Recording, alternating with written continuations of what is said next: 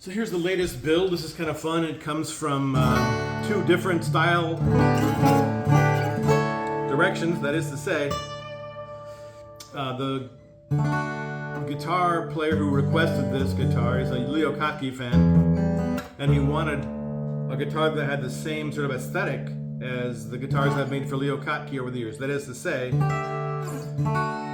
he wanted a very simple treatment with an oiled matte finish rather than a shiny, glossy lacquer finish, which is the same thing I use for Leo Kottke's guitars. And then the so-called tiny desk guitar that Leo is playing has that simple maple rosette.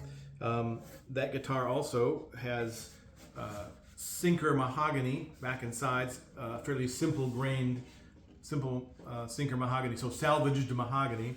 It also has a reasonably simple Sitka spruce top. The top, however,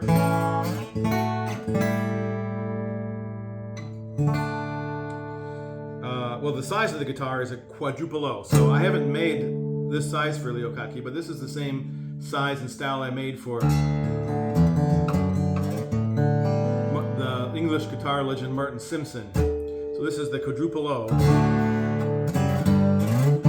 that he plays, that I made for him.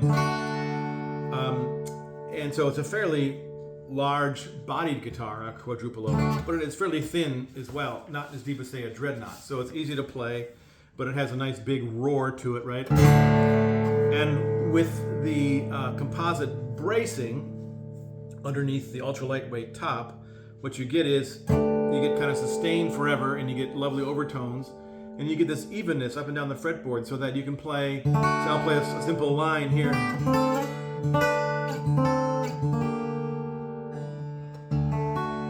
You can play the same thing way up here without adding any more energy.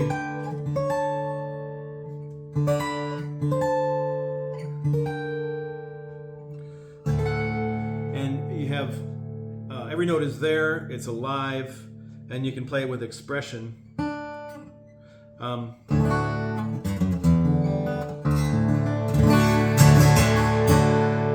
This also has huge volume, which again, in and of itself, isn't necessarily a positive thing. But what it allows then is a sensitive musician to be able to play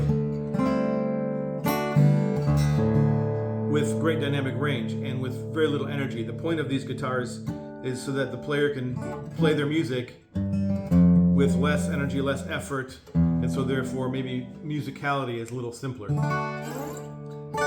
I'll play a little arrangement by Martin Simpson called The Banks of the Band.